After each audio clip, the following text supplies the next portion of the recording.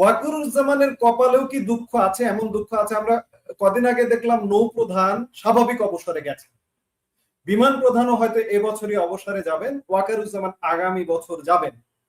ওয়াকারুজ্জামানের কপালেও কি এমন কোনো দুঃখ আছে কি? এরকম কি মনে হয়?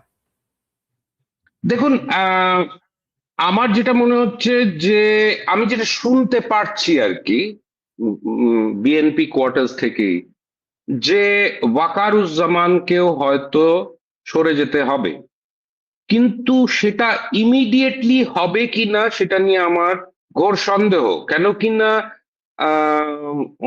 ওয়াকারুজ্জামান 2024-এর জুন মাসে ওনাকে নিয়োগ দেওয়া হয়েছিল শেখ হাসিনা থাকাকালীন। তারপর থেকে উনি আছেন, ইন্টারিম সরকার এলেন, উনি একটা অত্যন্ত ইম্পর্টেন্ট রোল প্লে করেছিলেন। আর কিছু কিছু লোক তো বলেই যে উনি কিন্তু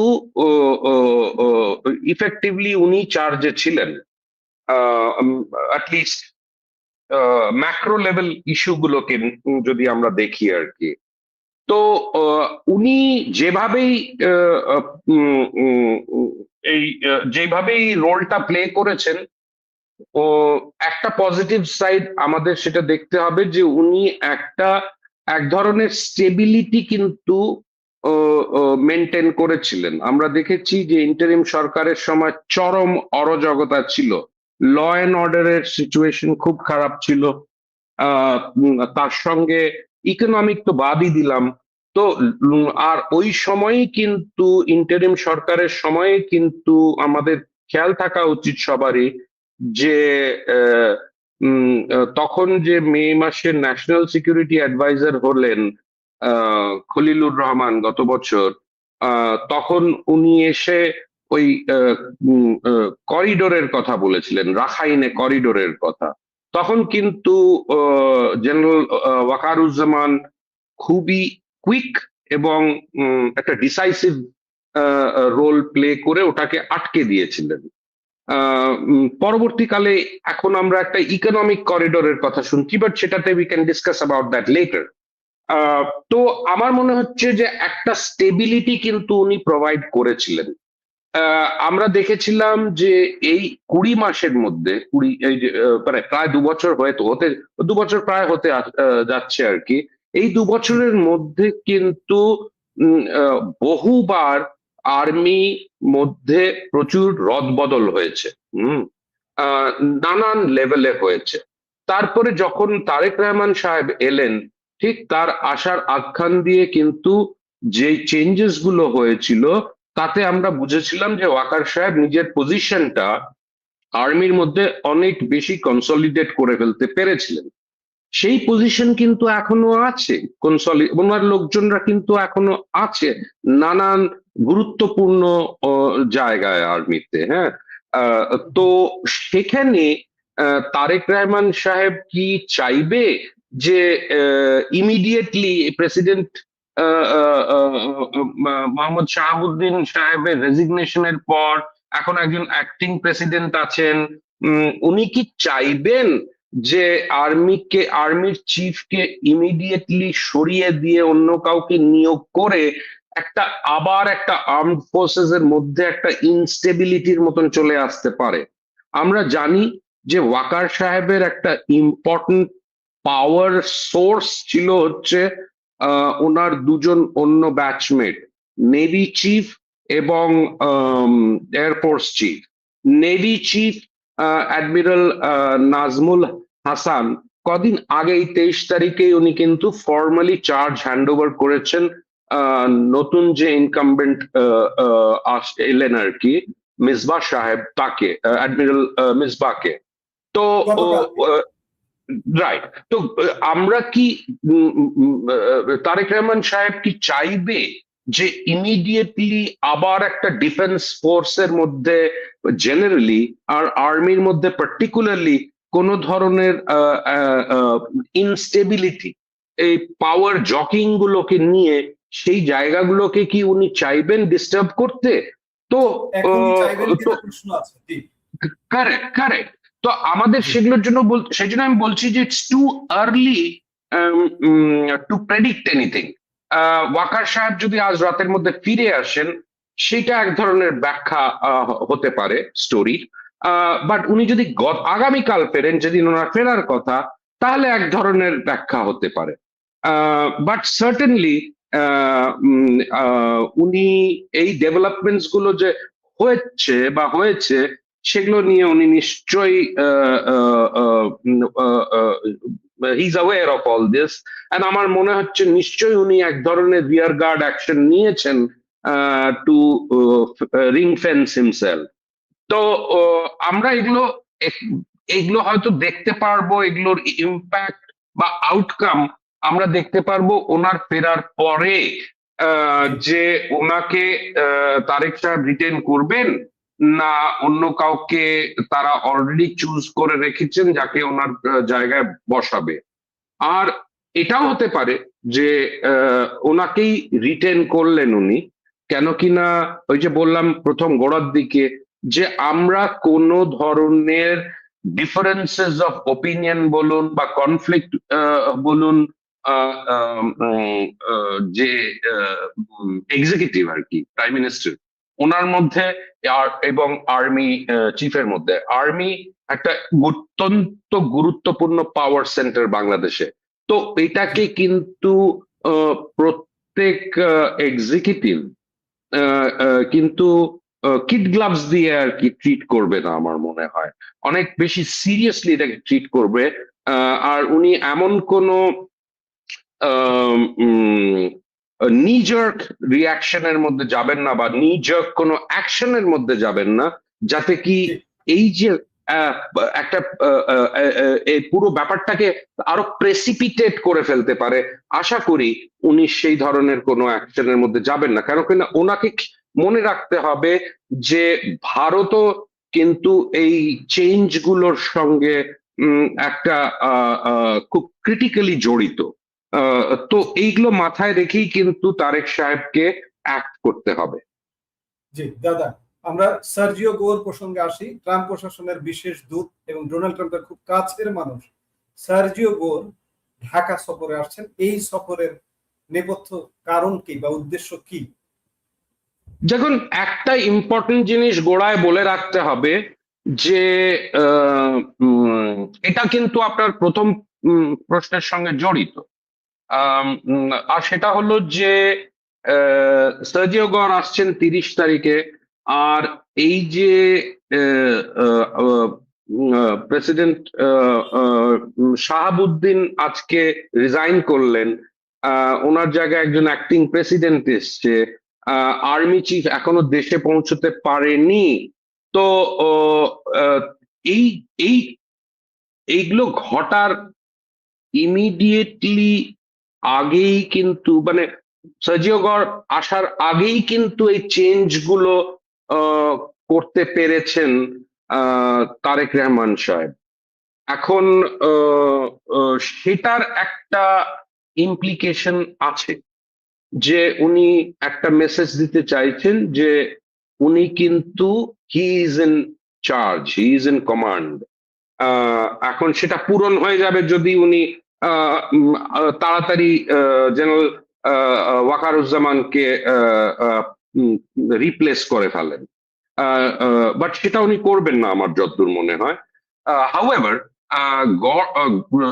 সার্জিও গরের আসার আগে করে ফেলাটা একটা ইম্পর্টেন্ট মেসেজ যাচ্ছে মার্কিন যুক্তরাষ্ট্রের কাছে, এবং সেটা ভারতের দিকেও একটা মেসেজিং যাচ্ছে যে উনি কিন্তু he is now very gradually, খুব আস্তে আস্তে উনি এস্টাবলিশ করতে চাইছেন যে হি ইজ ইন কন্ট্রোল। কিন্তু সেই যে কন্ট্রোলের কথাটা, সেটা উনি যেই সার্কামস্টান্সে প্রধানমন্ত্রী হয়েছিলেন বা দেশে ফিরতে পেরেছিলেন, সেই ব্যাকগ্রাউন্ডারটাও কিন্তু আমার মনে হয় ওনার নিশ্চয়ই মনে থাকবে। তো ওনাকেও এই জিনিসগুলো খুব চিন্তা ভাবনা করে এগোতে হবে, নাম্বার ওয়ান। নাম্বার টু হলো সার্জিও গর এমন একটা সময় আসছেন, মানে 1 মাসও হয়নি, কিন্তু অনেক কম, মানে হয়তো 2 সপ্তাহের মতন হয়েছে, যেখানে শেখ হাসিনা রয়টার্সকে একটি ইন্টারভিউতে বলেছিলেন যে উনি দেশে ফিরবেন, উনি জেলে যেতে রাজি আছেন, ওনার এগেনস্টে যে চার্জেস গুলো আছেন, কিন্তু উনি ফিরবেন আওয়ামী লীগের অন্যান্য নেতাদের সঙ্গে আর কি। না, এটা কতটা কার্যকরী হবে, উনি কতটা এটা কতটা রিয়ালিটির ইয়েতে আমরা দেখতে পারবো, সেটা হচ্ছে সেকেন্ডারি ইস্যু। বাট উনি সার্টেনলি একটা এই স্টেটমেন্টটা দেওয়ার পরে সার্টেনলি এটার একটা ইম্প্যাক্ট হয়েছে। কেন কিনা আমরা এটাও জানি যে কদিন আগেই একটা মানে ইয়ে লিক হয়েছে, সাপোজিডলি এই কনভারসেশন বিটুইন মে মাসের নাকি কনভারসেশন একটা হয়েছিল শেখ হাসিনার সঙ্গে প্রেসিডেন্ট চুপ্পুর। তো তার সঙ্গে, তো সেটা আর কি আমাদের কতটা উম, আহ, আহ, উম, কতটা এটা কতটা এটা এগোবে সেটা আমাদের দেখতে হবে। আর সার্জিও গড় যেই প্রপোজালটা নিয়ে, উনি কিন্তু সেটা নিশ্চয়ই আওয়ামী লীগের ফেরত আসার বা শেখ হাসিনার ফেরত আসার একটা অ্যাটমসফিয়ার বা একটা কন্ডিশন তৈরি করার জন্যে, এটাও আমরা বুঝতে পারছি। তার ডিফারেন্ট অ্যাসপেক্টস গুলো, তার ডিফারেন্ট এলিমেন্টস গুলো আমরা জানি না, অবভিয়াসলি আমরা জানি না, বাট সার্টেনলি সার্জিও গড়ের আসার পেছনে সবচেয়ে মেইন পয়েন্ট ওনার এজেন্ডাতে যেটা থাকবে সেটা হচ্ছে আওয়ামী লীগকে কিভাবে এই পলিটিক্যাল স্পেসে আবার ফেরানো যায়। ল অ্যান্ড অর্ডার বা তার বিরুদ্ধে যে কেসেস আছে, মামলা আছে, সেগুলো একটা অন্য জিনিস, কিন্তু একটা ইনক্লুসিভ পলিটিক্যাল অ্যাটমসফিয়ার, একটা ইনক্লুসিভ পলিটিক্যাল গ্রাউন্ড, সেটাকে কিভাবে কার্যকরী করা যায়, আমার মনে হচ্ছে যে সার্জিও গড়ের মেন উদ্দেশ্য এটাই হবে। আর এটার সঙ্গে তখন প্রশ্ন ওঠে যে এই জিনিসগুলোর জন্যেই কি চুপ্পু সাহেবকে স্টেপ ডাউন করে যেতে হলো কিনা। এখন আমরা জানি না তারেক সাহেবের পলিটিক্যাল এজেন্ডাতে কি কি আছে আর কি, লিস্ট অফ টু ডুজ আর কি, সেখানে কি কি উনি করতে যাবেন আমরা we are not clear yet. But certainly আমার মনে হয় যে সার্জিও গড়ের মেইন থ্রাস্ট কিন্তু বাংলাদেশের পলিটিক্যাল গ্রাউন্ড রিয়ালিটি বা পলিটিক্যাল গ্রাউন্ডটাকে আরেকটু ইনক্লুসিভ করা যায়, সেইটাই কিন্তু আমার মনে হয় সবচেয়ে বড় বার্তা নিয়ে আসবেন, এবং হয়তো একটা মেকানিজমও নিয়ে আসতে পারেন উনি। সো উই হ্যাভ টু মানে ওয়েট এন্ড ওয়াচ যে 30 তারিখের পর কি ধরনের রূপ ধারণ করে বা কি ধরনের স্ট্যান্ড তারেক রহমান সাহেবের গভর্নমেন্ট নেয়। দাদা একটু ঢুকতে চাই, সেটি হচ্ছে যে একটা গুঞ্জন আছে, বাতাসে একটা গুঞ্জন আছে যে আওয়ামী লীগ প্রধান শেখ হাসিনার সাথে সার্জিও গোরের একাধিক বৈঠক হয়েছে দিল্লিতে। এই যে সার্জিও গোর বেশ অনেকদিন পরে ইন্ডিয়াতে দায়িত্ব নেবার, বেশ অনেকদিন পরে বলা যায়, বেশ 6-7 মাস তো হবে দায়িত্ব নিয়েছেন, এত পরে আসছেন, তিনি কি যথেষ্ট প্রস্তুতি নিয়ে আসছেন? আরেকটি কোশ্চেন, যে আমেরিকা আওয়ামী লীগ সরকারকে মাইনাস করতে চাইলেন, সেই আমেরিকা কি এখন বাংলাদেশে ইনক্লুসিভ পলিটিক্স চাইছে? আমার মনে হয় যে দেখুন, এখন পলিটিক্যাল কমপ্লেক্সিটি যে বাংলাদেশে আছে এখনো, এবং পলিটিক্যাল আনসার্টেনিটি যে এখনো। বৈঠকের ব্যাপারে কি কোনো কিছু আছে দিল্লিতে, সার্জিও গোর শেখ হাসিনা বৈঠক? না, আমরা না, যে আমার কাছে শুনেছি আমিও যে হয়তো একাধিকবার দেখা হয়েছে, কিন্তু এগুলো নিয়ে কোনো আহ, আহ, কোনো ধরনের অফিসিয়াল স্টেটমেন্ট তো ভারত দেয়নি, না মার্কিন যুক্তরাষ্ট্র থেকেও ইয়ে করা হয়নি। কিন্তু আমরা আনকনফার্ম রিপোর্টস যেগুলো পাই আর কি, তার থেকে বোঝা যায় যে সার্জিও গরের সঙ্গে হয়তো দেখা হয়েছে। শেখ হাসিনা নিজের পলিটিক্যাল নেতাদের সঙ্গে, পার্টির নেতাদের সঙ্গে দেখা করেছেন, অন্যান্য কর্মীদের সঙ্গে দেখা করেছেন, এগুলো কমন নলেজ।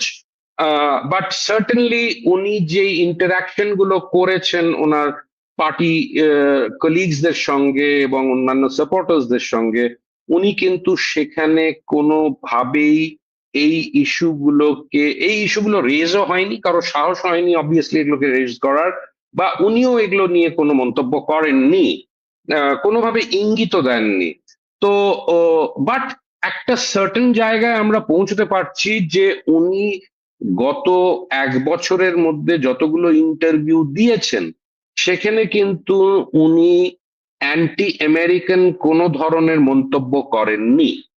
তার থেকে আমাদের একটা জিনিস পরিষ্কার হয় যে উনি হয়তো রিয়েলাইজ করেছেন যে এই বৈরী সম্পর্কের থেকে বেরিয়ে একটা আহ, উম, একটা কনফ্লিক্ট ট্রান্সফরমেশন, রেজলিউশন হয়তো বলা যাবে না ইমিডিয়েটলি, বাট এমন একটা জায়গায় আসতে পেরেছেন যে উনি মার্কিন যুক্তরাষ্ট্রকে হয়তো সেটা এইটুকু কনফিডেন্স দিতে পারছে যে ওনাকে হয়তো সেই স্পেসটা, পলিটিক্যাল স্পেসটা অন্তত দেওয়া যায়। তারেক রহমান সাহেব একটা ইলেকশন জিতে এসছেন, উনি সার্টেনলি চাইবেন যে এই ম্যান্ডেটটা কমপ্লিট হোক। দেশে অনেক ধরনের বাংলাদেশে অনেক ধরনের ঘটনা ঘটে যেতে পারে যার থেকে পলিটিক্যাল সিচুয়েশন কমপ্লিটলি চেঞ্জ হয়ে যেতে পারে, বাট সেটা আমরা যদি নাও ভাবি এখন, বাট একটা স্টেবিলিটি যদি দরকার হয় সেটা কিন্তু মার্কিন যুক্তরাষ্ট্রের ক্ষেত্রেও দরকার হবে। তারাও চাইবে যে একটা সার্টেন স্টেবিলিটি বাংলাদেশে ফিরুক, যাতে কি এই অবজেক্টিভ আছে সেগুলো যাতে পূরণ হয় আর কি। তো আমাদের এখন দেখতে হবে যে উম, আহ, এই জায়গাটা অত্যন্ত ডেলিকেট, যে কিভাবে এই স্পেসটা তৈরি হবে। সেটা কি আহ, তারেক রহমান সাহেব রাজি হবেন, এগ্রি হবেন আহ, এটাতে, যেতে, যে উনি এই স্পেসটাকে আওয়ামী লীগকে উনি উনি উম, উম, ওনাকে দিতে হয় আর কি, ওনাকে আর কি, এই জিনিসগুলো কিন্তু অত্যন্ত ক্রিটিক্যাল হয়ে দাঁড়াবে। সেজন্য আমি বললাম এই মেকানিজমটা কি হবে সেইটা হয়তো, সেই বার্তাটা নিয়েই হয়তো সার্জিও গর তারেক রহমানের সঙ্গে আলোচনায় বসবেন। অর্থাৎ আপনি দাদা এটি বোঝাতে চাইছেন যে মার্কিন যুক্তরাষ্ট্রের যে মনোভাবটা ছিল সেটা এখন অনেকটা পরিবর্তন হয়েছে। পতন, আওয়ামী লীগ সরকার পতন মুহূর্তে শেখ হাসিনা বা আওয়ামী লীগ এটি অন্তত পক্ষে বোঝাতে সক্ষম হয়েছেন যে না, আমরা তোমরা এক, কিংবা মার্কিন যুক্তরাষ্ট্র সম্পর্কে কোনো নেগেটিভ কথা না বলা, এগুলো ইতিবাচক কিছুই মিন করে, তাই তো? সার্টেনলি আমার মনে হয় যে এগুলো এক ধরনের ডিপ্লোম্যাটিক মেসেজিং, যে আমি মার্কিন যুক্তরাষ্ট্রের বিরুদ্ধে কিছু বলবো না, কেন কিনা আমাকে রিয়ালিটিটা দেখতে হবে। আমার পলিটিক্যাল ফিল্ডের যে ক্ষতিটা হয়েছে, আমার নেতারা ফেরত যেতে পারছে না, আমার কর্মীরা ঠিক মতন কাজ করতে পারছে না, তো সেখানে কিন্তু ওনাকে সেই রিয়ালিটিটাকে দেখতে হবে যে মার্কিন যুক্তরাষ্ট্রের যে ইনফ্লুয়েন্সটা বাংলাদেশে ঘটেছে লিবারেশনের পরে, এই 53 বছর পরে, যে মার্কিন যুক্তরাষ্ট্র একটা স্ট্রং প্রেসেন্স বা ফুটপ্রিন্ট বা প্রেসেন্স যাই বলেন যেটা হয়েছে, সেটা কিন্তু আনডিনায়েবল। সেটা কিন্তু হয়তো আগামী কয়েক বছর এই ইনফ্লুয়েন্সটা থাকবে, আর তাকেও কিন্তু এই রিয়ালিটির সঙ্গেই ওনার রাজনীতিটা করতে হবে ওনাকে। তো সেখানে ইন্ডিয়া কি ধরনের রোল প্লে করবে, ইন্ডিয়া কি সেই ধরনের অ্যাটমসফিয়ার তৈরি করবে, লস দেখতে গেলে ইন্ডিয়ারও হয়েছে, বাট সেখানে কিন্তু মার্কিন যুক্তরাষ্ট্র এটাও জানে যে বাংলাদেশকে একটা একটা স্থির জায়গা বানাবার জন্যে সেটা নর্মাল পলিটিক্যাল ইয়ে থেকে দেখুন বা জিও পলিটিক্স এর ইয়ে জায়গা থেকে দেখুন, সেখানে কিন্তু এটা ওনাকে করতেই ওনাকে এই জায়গাটাকে দিতে হবে। সেই জন্যই কিন্তু একটা পলিটিক্যাল স্টেবিলিটি দরকার পড়বে, নাম্বার ওয়ান। নাম্বার টু হচ্ছে যে চায়নার ভিজিটটা কিন্তু তারেক সাহেবের সার্টেনলি ভেরি ভেরি ইম্পর্টেন্ট। তো এখন দুটো তিনটে অত্যন্ত গুরুত্বপূর্ণ ডিসিশনস নেওয়া হয়েছে বা উনি উইলিংলি সেই ডিসিশনস গুলো কনভে করেছেন চাইনিজদের, সেগুলো কতটা ইম্প্যাক্ট করবে আর সার্জিও গড় সাহেব সেটাকে কতটুকু টলারেট করবে বা অ্যাকোমোডেট করবে, ইনক্লুডিং ভারত অফকোর্স, সেই জিনিসগুলোও কিন্তু সার্জিও গড় সাহেবের ভিজিটে আমরা হয়তো সেটা রিফ্লেকশন কিছুটা হলেও দেখতে পারবো। দাদা, এই যে চায়না ভিজিট, ফরেন মিনিস্টারের রাশিয়া ভিজিট, এই সমীকরণ গুলার কারণে কি বর্তমান সরকারের সাথে মার্কিন যুক্তরাষ্ট্রের যে একটা বোঝাপড়া ছিল, সেই বোঝাপড়ায় কি ঘাটতি হয়েছে? আপনি কি মনে করেন? সংযোগ আমার মনে হয় না সেটা হয়েছে। আমার মনে হয় যে আমেরিকা আর ভারত দুজনই রিয়েলাইজ করছে যে কিছু কিছু ক্ষেত্রে, ইকোনমিক ইয়ের ক্ষেত্রে অন্তত, সেখানে কিন্তু বাংলাদেশ অনেক ডিপেন্ডেন্ট চায়নার সঙ্গে, আগেও ছিল আর কি, সেটা শেখ হাসিনার আমলেও কিন্তু এই ইকোনমিক যে রিলেশনশিপটা সেটা নিয়ে কিন্তু প্রবলেম ছিল না। প্রবলেমটা হয় তখনই যখন এটা ওই সিকিউরিটির কাছাকাছি চলে যায়। তো আমরা সবাই জানি যে মিয়ানমার একটা ইম্পর্টেন্ট এলিমেন্ট এই এই জিওপলিটিক্যাল এই যে নকশাটার মধ্যে আর কি। হ্যাঁ, তো সেখানে আমরা এটাও জানি যে আমরা উইলিংলি, ভারত উইলিংলি কিন্তু ইনভাইট করেছিল মিয়ানমারের যে মিলিটারি হুন্টার যে চিফ জেনারেল ল্যাংকে। তো তারপরে আমরা দেখেছি যে জেনারেল ল্যাং এর ফেরত চলে যাওয়ার পরে কিন্তু আরাকান আর্মির উপরে ট্রিমেন্ডাস মিলিটারি প্রেসার অ্যাপ্লাই করেছে মিয়ানমার মিলিটারি হুন্টা। আর আমরা এটাও জানি যে ইন্ডিয়া কিন্তু চাইছে চায়নার সঙ্গে একটা মোটামুটি ওয়ার্কেবল রিলেশনশিপ যাতে তৈরি হয়, সেটাও কিন্তু ভারত চাইছে। এগুলোর নানান ধরনের ইমপ্লিকেশনস আছে, সেই ইমপ্লিকেশনস কমপ্লিকেটেড কমপ্লেক্স ইমপ্লিকেশন, সেগুলোতে না গিয়েই যদি আমরা বলি যে এই টলারেবল একটা জায়গায় যদি রাখতে পারে তারেক রহমানের সরকার তার চায়নার সঙ্গে ডিলিংস গুলো, তাহলে আমার মনে হয় যে এই সরকার কিন্তু হয়তো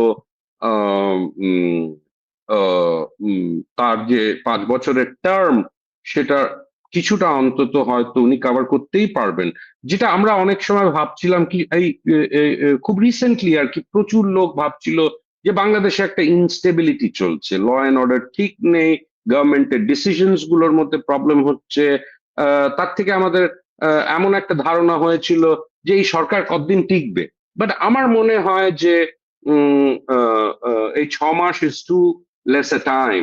আর সেটা হয়তো মার্কিন যুক্তরাষ্ট্র আর ভারতও জানে যে এটা এই সরকারকে স্টেবিলাইজ করাটাও ইম্পর্টেন্ট। আর সেই জন্যই কিন্তু ভারতের প্রধানমন্ত্রী নরেন্দ্র মোদী তারেক রহমান সাহেবকে একটা ইনভিটেশনও পাঠিয়েছেন ব্রিক্স এর সামিটে অ্যাটেন্ড করতে। সেটা হচ্ছে রাইট, সেটা কিন্তু সেপ্টেম্বরের 12-13 তারিখ নাগাদ হওয়ার কথা। তো আমাদের ওয়েট করতে হবে। আমরা জানি যে তারেক রহমান সাহেবের জুন মাসেই হয়তো আসার কথা ছিল, কিন্তু সেটা হয়নি। উনি প্রেফার করলেন যে উনি মালয়েশিয়া যাবেন, তারপরে চায়না যাবেন। ইতিমধ্যে সেপ্টেম্বরে কিন্তু ওনার জাপানেও যাওয়ার কথা আমি শুনেছি। তো এই যে এই ক্যালিব্রেটেড ভাবে উনি ওনার ফরেন পলিসি যেটা পার্সু করছেন, তার মধ্যে তারেক রহমান সাহেবকেও ভাবতে হবে। উনি হয়তো ইমিডিয়েটলি এটা জানা যাবে না, বাট নিশ্চয়ই এক্সটার্নাল ফরেন মিনিস্ট্রিতে, বাংলাদেশের ফরেন মিনিস্ট্রিতে নিশ্চয়ই এটা নিয়ে নানান ধরনের কথাবার্তা চলছে, নানান ধরনের খলিলুর রহমান সাহেবও এটার সঙ্গে হয়তো ইনভলভ থাকবেন, যে ভারতে আসার ব্যাপারটা ওনারা কবে বাংলাদেশের মানুষের সামনে ওপেনলি বলবেন যে হ্যাঁ, প্রধানমন্ত্রী তারেক রহমান সাহেব ভারতে যাবেন, অমুক অমুক তারিখে যাবেন। সো এই জিনিসগুলো কিন্তু এই কমপ্লেক্স ইকুয়েশনের মধ্যে ফিট করতে বা সাজাতে হবে ইন দ্য ব্যাকড্রপ অফ এই যে চেঞ্জেস গুলো ডোমেস্টিক্যালি হলো আর কি, প্রেসিডেন্ট চুপ্পুর পদত্যাগ, তারপরে একজন অ্যাক্টিং প্রেসিডেন্ট আসা, বাংলাদেশকে এটাও চিন্তা করতে হবে, তারেক রহমান সাহেবকে এটাও চিন্তা করতে হবে যে স্থায়ী লেভেলের একজন প্রেসিডেন্সিয়াল ক্যান্ডিডেট কে হতে পারে, সেই জিনিসগুলো, এবং ওয়াকার সাহেবের রোল কি হবে এবং তার পজিশন কি হবে, তার স্ট্যান্ড কি হবে, সেগুলো কিন্তু এক্সট্রিমলি ইম্পর্টেন্ট হয়ে যায় বিফোর উনি এটা ডিক্লেয়ার করেন। 25 কেজি না, 25,000 কেজি, মানে 25 টন পপি বীজ আপনি যদি আনতে পারেন বিমানে, তাহলে অন্যান্য জিনিস কি কি চলে আসছে। তারপর এখানে বসে ট্রেনিং দিচ্ছে, প্রায় 9টা নাকি 13টা জঙ্গি আস্তানা করে বাংলাদেশে জঙ্গিবাদের ট্রেনিং দেওয়া হচ্ছে। এগুলো ভারত সরকার ইউনূস সরকারকে জানিয়েছিল। তো এগুলো তো আপনি দেখেন মাদ্রাসায় উড়ে যায়, 2 দিন পর শুনি অমুক মাদ্রাসা বম দিয়ে উড়ে গেছে, কয়েক বিদ্যুৎ বিভ্রাট। আমরা জানি যে বিদ্যুৎ বিভ্রাট হলে কারেন্ট চলে যায়, কারেন্ট চলে গেলে জানি টেলিভিশন বন্ধ হয়, মানে সবকিছু বন্ধ হয়। আর এদের এনে দেখি বিদ্যুৎ বিভ্রাটের বাস্ট হয়, উড়ে যায়।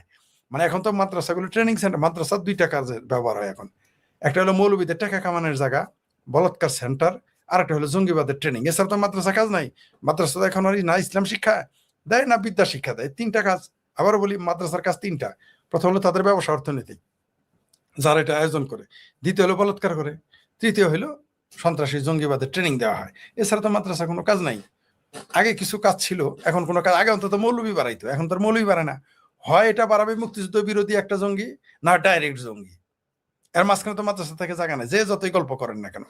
আর আমাদের বাংলাদেশের ধনী মানুষগুলো আর আমাদের বাংলাদেশের নেতা যারা, তারা সবাই মাদ্রাসা বানায়, কিন্তু নিজেরা কোনোদিন নিজের সন্তান। আচ্ছা, আমাকে একটা ধনী লোক বলেন, আপনার জানা মতে একজন ধনী লোকের কথা বলেন যিনি মাদ্রাসা, তার সন্তানের জীবনে মাদ্রাসায় পড়াইছে? পড়ায় নাই, না পড়াইতে দিবে।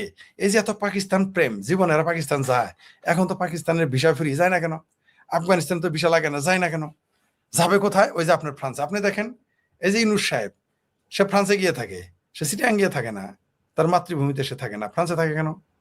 এই যে প্যানিক ভট্টো, আপনার প্রতিবেশী, সেও ফ্রান্সে থাকে কেন? সে এখন বাংলাদেশের হলো গাউস কুতুব হয়ে গেছে। তার নাম শুনলে এখন, তার নামে পানি পড়া খায় এখন জামাতি জঙ্গিদের অসুখ ভালো হয়, জ্বর ভালো হয়, সর্দি ভালো হয়, ঠিক আছে, তাদের পাইলস ভালো হয়। তো সেই পীর বাংলাদেশে আসে না কেন? এত ভালো দেশটা, মানে এই বাংলাদেশ যে এখন ভালো না। এই যে আপনার শিরোনাম কি দিয়েছেন ওটা আলাদা কথা। আপনি ঠিকই বলেছেন শুরুতে, যে কোনটা রেখে কোনটা লাভ করি, শ্যাম রাখি না কোন রাখি। এই বাংলাদেশ এত ভালো, এই বাংলাদেশে এখন আসমান থেকে মান্না সালোয়া পড়ে, আর জমিন থেকে সোনা দানা বাড়ায়। নদীগুলো হয়ে গেছে মধুর নদী, খালগুলো হয়ে গেছে দুধের, আর সাগর হয়ে গেছে মদের সমুদ্র। তারপরেও আমার ভাবির পোলাদের যে পিরানে পীর দস্তগীর, ফ্রান্স থেকে আসে না, এই পিনাকি ভট্ট আসে না। তারপরে সে সাংঘাতিক ইলিয়াচ্ছা ওইখানে উবার চালাই খায়, গাড়ি চালাই খায়, বাংলাদেশে ফিরে না, অথবা বাংলাদেশটাই 2জনের দখলে।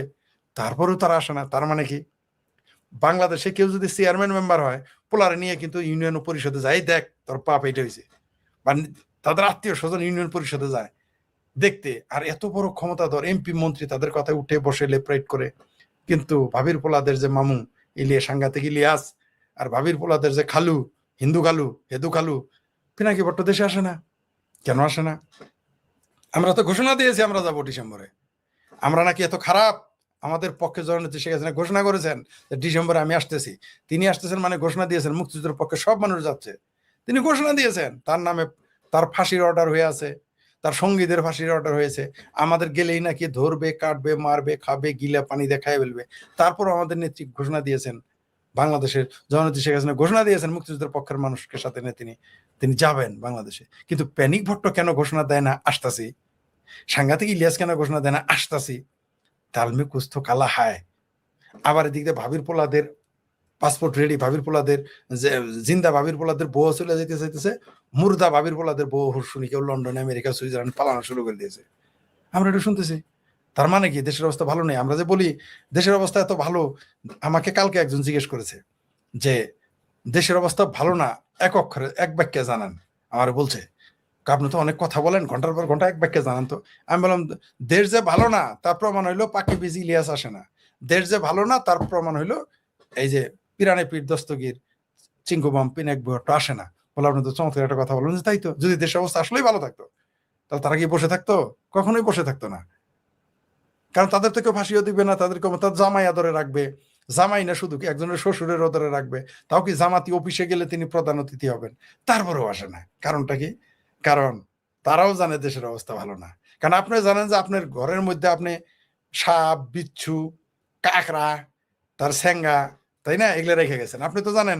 তো আপনি তো ওই ঘরে আসবেন না, মানুষের তো কইতেছেন ঘরটা খুব ভালো খুব ভালো, কিন্তু আপনি তো জানেন অনেক কি রেখেছেন। তো ওই যে একটা স্যাঙ্গা, পিঁপড়া, কাকড়া, ওই যে একটু আগে ছবি দেখালেন, এগুলো হলো সিমটম। কিছুদিন পর শুরু হবে আর উন্মাদ হয়ে যায়। এই বাংলাদেশের মানুষের না সুখে খাইতে ভূতে গেলে, এটা অনেকেরই হয় এরকম। আপনি কি একটা জিনিস চিন্তা করছেন, এই যে ডেটোনেটর দিয়া, কারণ হচ্ছে যে আপনার এই এক্সপ্লোসিভ ডিভাইস বলতে যেটা বুঝায় সেইখানে একদম ঠিকই আছে যে তার থাকতে হবে এবং কোনোটার সাথে সংযোগ থাকতে হবে, যেই জিনিসের সাথে সংযোগ থাকতে হবে ওইটা হচ্ছে ডেটোনেটর। এই জিনিস বাংলাদেশে চলে আসছে, এই জিনিস মেট্রো স্টেশনের নিচে পাওয়া যায়। এইটাকে আপনি কি বলেন? এটা বললাম তো, এটা ভয়ঙ্কর সিমটম। এটা তারা একটা এসিড টেস্ট করলো, তারা বুঝাইলো যে ভাব বুঝতেছে কয়দিন পর শুরু হবে। কিছুদিন পরে এই বাংলা ওই যে 64 জেলার 63তে ফুটেছিল না বিএনপির আমলে, হুম হুম 64 না জেলা না, 560টা মডেল মসজিদ হয়েছে না, 600 উপজেলাতে দেখবেন একবার এটা ঘটবে। এরাই ঘটাবে, এরা ঘটাবে।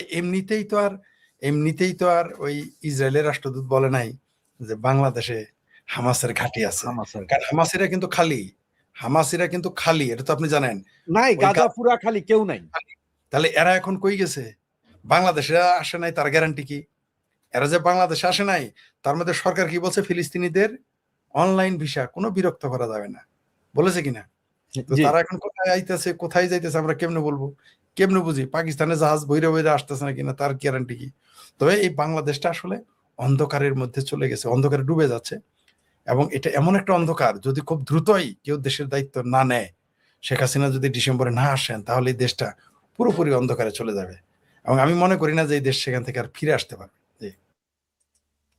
ভাই, একটা লোক একটা কমেন্টস করেছে, আপনি নাকি আজকে কোন এক ইউটিউব চ্যানেলে গিয়ে বলেছেন যে বিএনপির বর্তমান মন্ত্রিসভার অনেকেই নাকি শেখ হাসিনার সাথে যোগাযোগ করে। এই ব্যাপারে কিছু বলেন, ওনার একটা অনুরোধ ওই ভাইয়ের।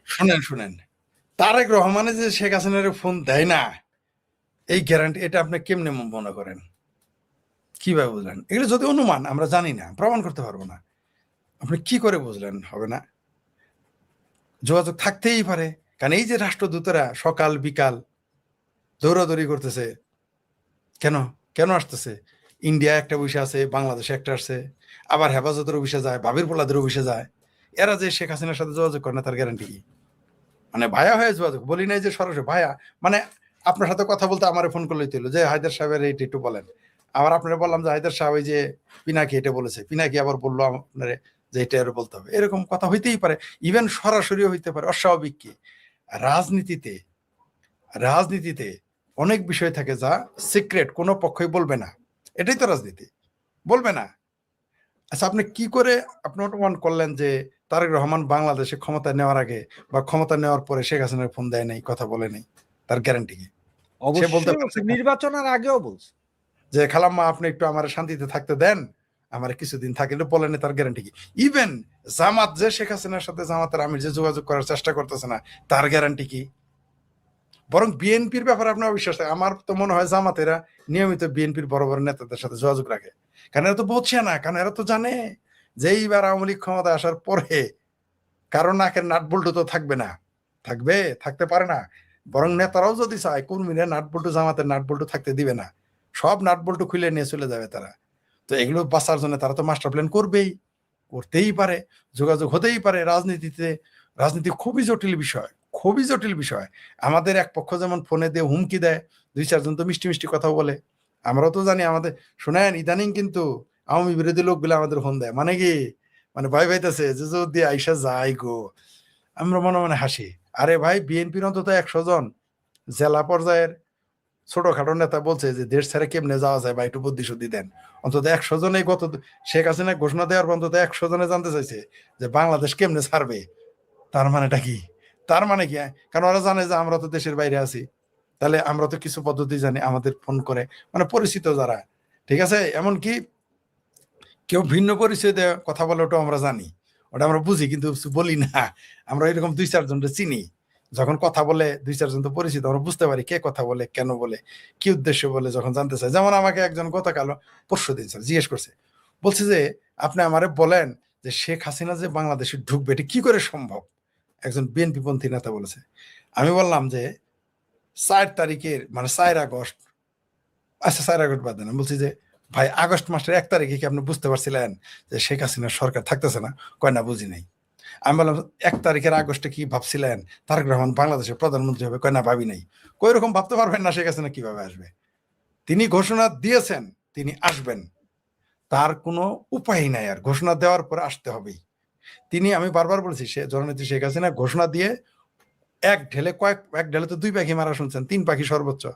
জননেত্রী শেখ হাসিনা এক ঢিলে সব পাখি মেরে দিছে। কিভাবে? প্রথমে ইউনূস সরকারকে চ্যালেঞ্জ করেছে, তুই বেটা কে, আমি যাইতেছি দেশে, দেখ।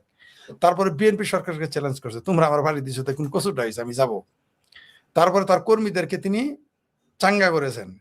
তারপর তিনি সারা বিশ্বকে মেসেজ দিয়েছেন, আমি যাব। তিনি মেসেজ দিয়ে ফেলেছেন সারা পৃথিবীকে। তার মানে কি, সব।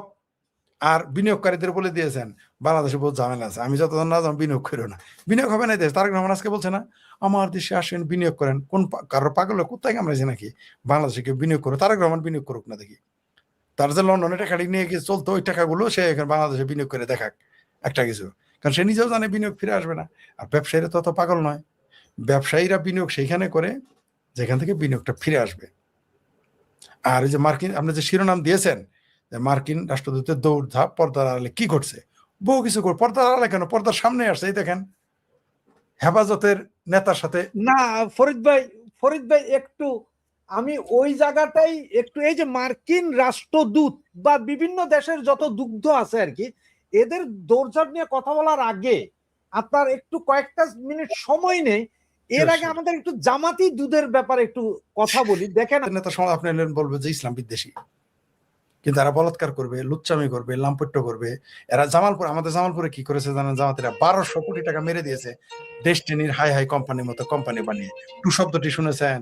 কোন আওয়ামী লীগের নেতা 1200 কোটি টাকা মাইরে এলাকায় থাকতে পারবে? ওই দলের লোক, কোন বিএনপি লোক 1200 কোটি টাকা মাইরে? জামাতেরটা বহাল তো বেঁধে আছে, এবং আওয়ামী লীগের আমলেও মারছে তাও আবার। এই হলো জামাত। এরা পারে, এরা আকাম কুকাম সব জায়েজ করে ফেলতে। সব দেখেন না, তাকে এবাজি করতে হয়। আর একটু কয়দিন পরে কি বলবো জানেন? যে এখন বলছে না সেবা করে, বলবো যে ইসলামের সেবা করতে গেছিল। বলবো ইসলামের সেবা করতে এই জামাতের এমপির কোলে বসেছিল, এটা বলবে। মানে এই যৌন জিহাদ। জি জি জি, যে এটা যৌন জিহাদ না। এরা মানে আপনাকে, মানে এরা ধর্মকে আপনি দেখেন নাই? এর আগে এদের শিবিরের নেতা যখন আকাম করে ধরা পড়লো এক বিধবার সাথে, এবং তার বাচ্চা নষ্ট করালো, কি বলছিল? যে আল্লাহর নবীরা এবং সাহাবিরা কারো বউ দেখলে পছন্দ হইতো, বললাম তোমার বউ আমারে দিয়ে দাও। মানে এদের আকাম ঢাকতে নবী সাহাবিদের মানুষের বউ নিয়ে টানাটানি করে, এইরকম কথা নিয়ে আসলে। এই কথা যদি আমরা বলতাম, আমাদের টিভি চ্যানেল গায়েব করে দিত। মানে টিভি চ্যানেল যদি থাকতেন, টিভি চ্যানেল গায়েব। আর রাজনীতি করতেন, কেরিয়ার শেষ। আর জিন্দা তো বাঁচতেই পারতেন না। কিন্তু তারা বলে ফেলেছে, মানে জামাতিরা প্রয়োজনে নিজেদের আকাম কুকাম জায়েজ করতে, এরা প্রয়োজনে নবী রাসূলরা তো নিয়ে আসছে, সাহাবীদের নিয়ে, এবার আল্লাহর নামে আনবে। কয়েকদিন পরে দেখবেন আল্লাহর নামে আনবে, আল্লাহ ওইটা করছে। কিছুদিন পরে এগুলো বলবে। এদের পক্ষে সব সম্ভব। কারণ জামাত তো আসলে ওটা ইসলাম না, ওটা হলো জামাতে ইসলাম। ইসলাম তো আলাদা জিনিস, এরা হলো জামাতে ইসলাম। তো এরা এদের অপরাধ ঢাকতে, অন্যায় ঢাকতে, আকাম কুকাম ঢাকতে এরা যা ইচ্ছা তাই বলতে পারে। কারণ এদের তো উদ্দেশ্য ইসলাম রক্ষা না, এদের উদ্দেশ্য হলো ক্ষমতা দখল করা আর মুক্তিযুদ্ধের চেতনাকে ধ্বংস করা, মুক্তিযুদ্ধের স্পিরিটকে ধ্বংস করা। তার জন্য তারা যত রকম মিথ্যা বলতে পারে। আপনি দেখেন এই যে জামাতের এমপির ছবি দেখালেন, সে আবার বলছিল মেয়েরা বোরখা না পড়লে 1 বছর জেল দিব, সে আইন তারা করবে। এত এত এত বড় ভদ্র মানুষ। শুধু তাই না, আবার এদের যে রুহানি আওলাদ আছে সাদিক কায়েম, ঢাকা বিশ্ববিদ্যালয় এখন ক্যান্টিনে পর্দা দিয়ে দিয়েছে। মানে ওইখানে মানে ওটা এটা ঢাকার জন্য তারা এটা করতেছে। মানে এরা এগুলো করবে, কিন্তু জনগণ কিন্তু বুঝে ফেলেছে যে এই জামাত যে কত বড় বাটপার, এটা এরা বুঝে ফেলেছে। এরা বুঝে ফেলেছে, মানুষ এখন এদের চরিত্রটা দেখতে পারতেছে। কারণ হলো যে ওই ঘুষ ঘুষ না খায়, মানে দারোগা সব ঘুষ খায়, তা আপনার তাকে দারোগা বানানো লাগবো। আপনি সারাদিন বলেন দারোগা ঘুষ খায়, তাহলে আগে তো আপনার দারোগা বানায় বুঝতে হবে যে ঘুষ আপনি খান কিনা। কিন্তু এদের দারোগা না, এদের কনস্টেবল বানালে ঘুষ খাওয়া শুরু করে, দারোগা হলে তো দেশ খায় বলে। এই হলো জামাত ইসলাম। এরা ক্ষমতায় বিরোধী দলে থাইকে যে কাজ করতেছে, এরা ক্ষমতায় গেলে কি করবে? তো এখন বলছে না সেবার জন্য এসেছিল, তখন বলবে সেবা করার জন্য আসো, না হলে তুমি ইসলামের শত্রু। তখন বলবে কি?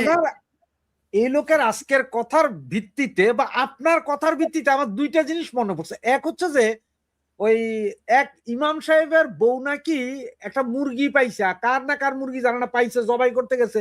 ইমাম সাহেব কয়ে হায় হায় এইভাবে মুরগি জবাই করলে হারাম, এটা খাওয়া যাবে না। কয় তাহলে কি করতে? ওকে 3 বার জিগাইতে মিনিমাম, মুরগিটি কার, মুরগিটি কার, মুরগিটি কার। ইমাম সাহেব মুরগি লয়ে যায়, প্রথমে ছিলেছে মুরগিটি কার, কইতেছে না এই, এরপর একদম চুপ হয়ে কইতেছে কার, এই কার। মানে ঘটনা যে কেউ যাতে না হনে, কয় এবার জবাই দাও হালাল। তো ওই যে জামাত মানে রাশেদুল ইসলাম, রাশেদ না, ইসলাম খাতরাম, ইসলাম খাতরাম। আর দ্বিতীয় কথা, সিরিয়াতে যখন যুদ্ধ হয়েছিল তখন ইংল্যান্ড থেকে গেছিল লাভ জিহাদের, মানে জিহাদিদের যৌনতাকে ইয়ে করার জন্য মেয়েরা গেছিল, ঢুকতে দেয় না ইংল্যান্ড এখনো অনেক। ব্রিটিশ মেয়ে তাকে ঢুকতে দেয় নাই। তো এরাও ওই সেম ঘটনাই ঘটছে তাহলে দেখা যাচ্ছে। না না, কয়েকদিন পরে কি বলবে জানো? এখন তো বলতেছে বিরোধী দলে যখন এরা আছে তখন বলে যে এরা সেবা করতে আসছিল, এরা যখন সরকারি দলে যাবে লিখে রাখেন, এরা যাদের পছন্দ হয় ওরা গনিমতের মাল ঘোষণা করবে, বলবে সেবার জন্য, ইসলামের সেবার জন্য তুমি জামাতের এমপির, জামাতের নেতা, শিবিরের নেতাদের কোলে বসে থাকতে হবে। তবে একজন লিখেছে, কে যেন দুষ্ট লোক লিখেছে যে যে এমনি সেবা করার জন্য, তাইলে জামাতের যারা মহিলা এমপি তাদের না জানি কত সেবা করতে হয় জামাতের নেতাদের। এটাও কিন্তু এখন চলে আসবে যে জামাতের মহিলা এমপিরা না জানি কত কত সেবা করতে হয়। আবার কোন কোন দুষ্ট লোক বলেছে যারা শিবিরের নেতা তারা নাকি আবার ওই যে সুম্মা আমিন, সুম্মা শফিক, তার সেবা করে আসতে হয়। দুষ্ট লোকেরা এও বলা শুরু করেছে। এদের পক্ষে সবই সম্ভব। ইসলামের নামে কোনো কিছুই না, কোনো কিচ্ছুর দরকার নেই, শুধু বলবে যে ইসলাম।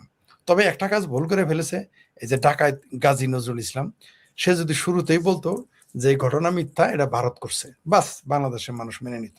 বোধহয় তখন ভুলে গেছিল যে ভারতীয় রয়ের কাজ। হ্যাঁ, এটা বলে দিলেই আর কিছুই হইতো না। এরা কেন যে এত কষ্ট করতে গেল? তো ভাই এখন মূল প্রতিপাদ্য বিষয়টাতে আসি যে মার্কিন রাষ্ট্র, আপনারা সকলেই জানেন যে মার্কিন রাষ্ট্রদূত সার্জিও গোর আসছে। তবে এখানে আমি যদি ব্যাপারটাকে এইভাবে দেখি, সর্বপ্রথম নেত্রী শেখ হাসিনা বললো যে ডিসেম্বরের ভিতর দেশে আসছে। এর ঠিক 1 সপ্তাহ পরে আমরা খবর পাইলাম যে সার্জিও গোর বাংলাদেশে ঢুকছে। সমসাময়িক 2 দিন আগে, তার সার্জিও গোর আসার ঘোষণা দেওয়ার 2 দিন আগে চায়নার পররাষ্ট্র মন্ত্রণালয় এবং যোগাযোগ মন্ত্রণালয় থেকে বলা হইলো যে আমাদের রোডস অ্যান্ড হাইওয়ে যেটা কুমিং পর্যন্ত যাবে সেটার কাজ চলমান। এরপরে গতকালকে না জানি পরশুদিন ঘোষণা দেওয়ার পর সার্জিও গোর আসে। তার আগে চায়না ঘোষণা দিয়ে করিডোর পায়া গেছে।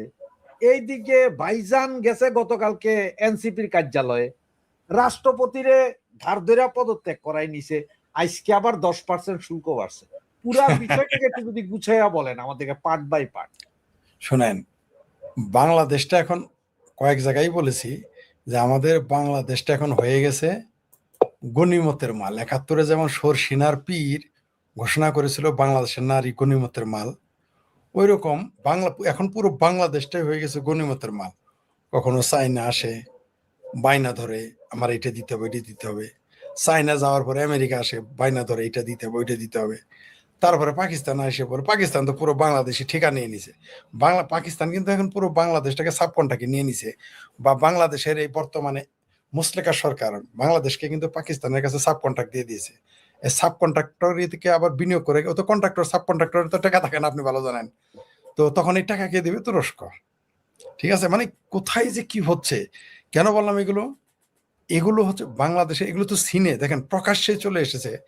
যে হেফাজতের নেতা বলল নারী নেতৃত্ব হারাম, বেগানা নারীর সামনে যাওয়া হারাম, আমেরিকা সে পছন্দ করে না, গণতন্ত্র পছন্দ করে না, খেলাফত কায়েম করে সারা পৃথিবীতে খেলাফত কায়েম করে সারা দুনিয়ার যারা অমুসলমান আছে, কাফের আছে, তাদের কাছে জিজিয়া করে নেবে। এটি তো হেফাজতে ইসলামের ওই নেতা আরে নাকি মামুনুল হকের খেলাফত মজলিস, তো এটাই খেলাফত। খেলাফত মানে কি সারা দুনিয়া মুসলমান বানাই ফেলবে, ক্ষমতা যাবে, এই তো। তো তার সাথে গিয়ে আবার কি করলো? হ্যান্ডশেক করলো। আমি প্রথমে ভেবেছিলাম এটা বানানো ছবি, পরে দেখি না সত্যি হ্যান্ডশেক করছে। তো এইবার ও হইলো খেলাফতি, মানে ইসলামী খেলাফত কায়েম করবে। কার সাথে সেকেন্ড করলো? একজন নারী, সেই নারীকে যে গণতন্ত্রে বিশ্বাস করে। বিষয়টা কি দাঁড়াইলো? এখানে একটা গেম হচ্ছে। আর আপনি যেটা বলেন, যখন বলছে করিডোর দিবে, কোনোদিনই বাংলাদেশ থেকে করিডোর হবে চায় না, এটা আমেরিকা মেনে নেবে না, কোনো দিনই মেনে নেবে না। ঠিক যেমন আমেরিকা যদি ওই মানবিক করিডোরের নামে যদি আমেরিকাকে করিডোর দেয় বার্মা যেতে, সেটাও আমেরিকা মেনে নেবে, সেটা আবার চীন মেনে নেবে না। এখানে মন্ডলে মন্ডলে লেগে গেছে। তো এক ফুল দো মালি, বাংলাদেশ তো এখন হয়ে গেছে হেমা মালিনী, এক ফুল দো মালি। ফুল তো একটাই, মালি তো দুইটা। কয়দিন পরে আরো 2-4টা ছোট ছোট মালি আসবে, তাই না? মানে শুধুমাত্র এটা থাকলে তো হবে না, কেন বড় বড় মালি যদি মিস করে তাহলে ছোট ছোট মালিরা চলে আসবে। এই বাংলাদেশ এটা ঘটবে, ঘটতে থাকবে। আর এরা যে আসছে, প্রেসিডেন্ট রাষ্ট্রপতিকে ঘেটি ধরে হোক আর পায়ে ধরে হোক আর ডর দেখায় হোক আর ভালোবাসে হোক সরাইছে। একজন নতুন প্রেসিডেন্ট নির্বাচিত হবে, হওয়ার পরে কি করবে? ওইখানে দেখবেন একটু ঝামেলা হবে, যদিও সংখ্যাগরিষ্ঠতা দিয়ে পার করে নিয়ে যাবে রাষ্ট্রপতি। দেখবেন সংসদে কি কি ঘটে, রাষ্ট্রপতি নির্বাচন নেই কি এরা নাটক করে, দেখতে পারবেন। যাই হোক, এরা তাদেরকে নতুন রাষ্ট্রপতি আসবে, আসার কেন আসতেছে? এই রাষ্ট্রপতি এখন চায়নার হবে, নাকি আমেরিকা বাইনা ধরবেন রাষ্ট্রপতি আমার বানাও, নাকি জামাত বলবে না তুরস্ক পাকিস্তান যা বলে তাই। তো এগুলো মিউচুয়াল করার জন্য আসছেন। পাশাপাশি আবার শেখ হাসিনা আসতেছে এই ভয় দেখাবে, তোমরা ঐক্যবদ্ধ হও, ঝগড়া বিবাদ কইরো না, এগুলো বোঝানোর জন্য আসছে। এই যে রাষ্ট্রদূতগুলো আসছে বিভিন্ন ইউরোপের, আমেরিকার, ব্রিটেনের, এরা আসছে কেন জানেন? এরা আসছে তাদের যে গোলাম যাদের এখানে রেখেছে, তাদের পাপেটগুলো, এই পাপেটগুলোর মনোবল চাঙ্গা করার জন্য তারা আসছে। তোমরা বাবা ভাই বোন আমরা তো আছি, কিন্তু এই পাপেটরা জানে না যথা সময় যখন পুরো জাহাজ সমুদ্রে ডুববে তখন কে কারে বাঁচায়? তখন তো খোদ ক্যাপ্টেনই বাঁচে না, তাই না? ওই জাহাজের ক্যাপ্টেন যে চালায় সেই তো মরে আগে, সেই তো আগে ডুববে। ইউনূস সাহেবও বাংলাদেশে আছেন এই মুহূর্তে। হ্যাঁ, উনি চেষ্টা করবে। এখানে অনেকের নাম শোনা যাচ্ছে, কিঞ্চিত কিঞ্চিত নিবু নিবু করে চলতেছে, যে ডাস্টবিন শফিকও মনে মনে চাইতেছে বানানো যায়। কিন্তু ইউনূস রাষ্ট্রপতি হইলেই খেলাটা কিন্তু জমে যাবে, বুঝতে পারছেন? আরো জমে যেত। ইউনূসকে যদি রাষ্ট্রপতি বানায় তাহলে খেলাটা আরো বেশি জমে যাবে, এটা হওয়ার দরকার। তাহলে আরো বোঝা যাবে দুধ কা দুধ পানি কা পানি হয়ে যাবে। অবশ্য হয়ে এখন গেছে। রাষ্ট্রপতির পদত্যাগটা কি এরা কি ভয়ে, যে শেখ হাসিনা আসবে এই ভয়েই কি পদত্যাগ করাইলো? কয়েকটা কারণ আছে রাষ্ট্রপতিকে পদত্যাগ করার, কয়েকটা। সেগুলো তাদের খাস থাকতে পারে না, অনেকদিন তো আওয়ামী লীগের এমপি থেকে গেল, আওয়ামী লীগের মনোনীত প্রেসিডেন্ট থাকলো, এবার একটু আমাদের প্রেসিডেন্ট, এটা একটা খাস থাকতে পারে। আর আপনি যেটা বললেন যে শেখ হাসিনা আসতেছে, একটু ভীতি থাকতেই পারে, কারণ শেখ হাসিনাকে প্রেসিডেন্ট রাখা মানে